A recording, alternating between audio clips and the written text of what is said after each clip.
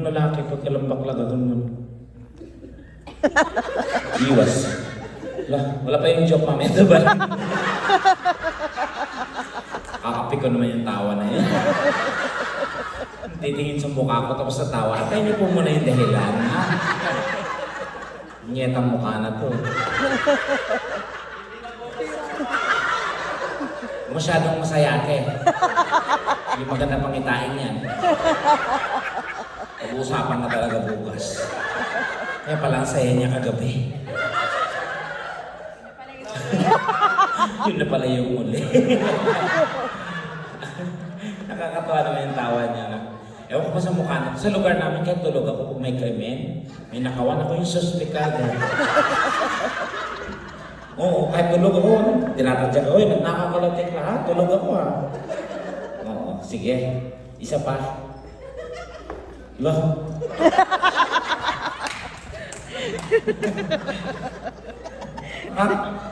May something ba sa mukha ko mamaya? Talino mag-asawa kanina nagpa-picture sa labas. Tekla, picture kami. Sige po. Daddy, tekla, picture kami.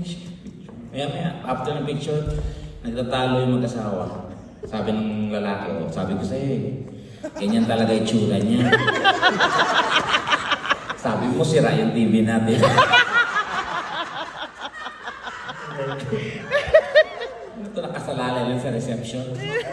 Kasi nung maliit ako nung pinanganak ako, nasampal na yung nanay ko nung gumadrona.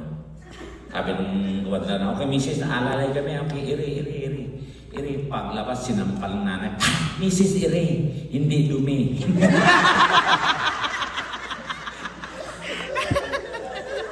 Yung tatay ko lang naman medyo sa akin Nung pinanganak ako, binigay na ako sa tatay ko. Sabi ng doktor, kaninong tatay to? Kaninong anak to?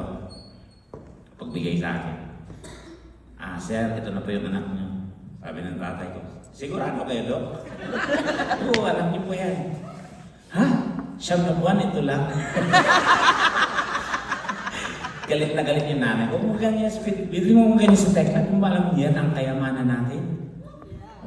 Sabi ng tatay, talaga, sige, ibaon natin. Grabe yung tatay.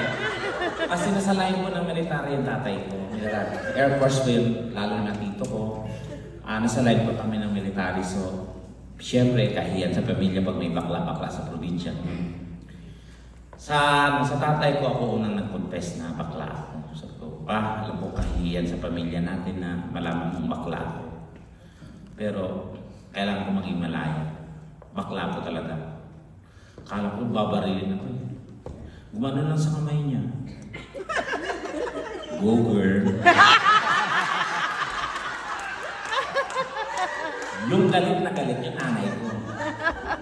Nung nalamang bakla ko silang bakla ka, teka, leche ka. Dalawa na kayo ng tatay mo. Layas. Gumayas kami ganyan. Pak, sumunod yung kapatid namin babae. Tomboy kasi. Kasi may jowa rin akong tomboy. Nagka-jowa rin ako ng tomboy. Alam ba ang tomboy guys, ay kakampi namin yan. Kasi kung anong ayaw nila, gusto namin. Ang gusto namin, ayaw nila. Ngayon, ang logic, hinahanap namin sa iba kasi hindi namin abot. Kasi kung abot ko to, ang laking tipid. Sa Manila kasi ganito kaliit, 500 ka. Ang dinampi-dampi mo sa pisngi mo, 1,000 yan. Pag sinubo mo, 1,500, di ba? Kaya pag abot ko to, ang laking tipid, ang laki na ng ipon ko. Pag nakita niyo kung kuba na maglakat, milyonaryo na ako. Sige, isang kanta pa.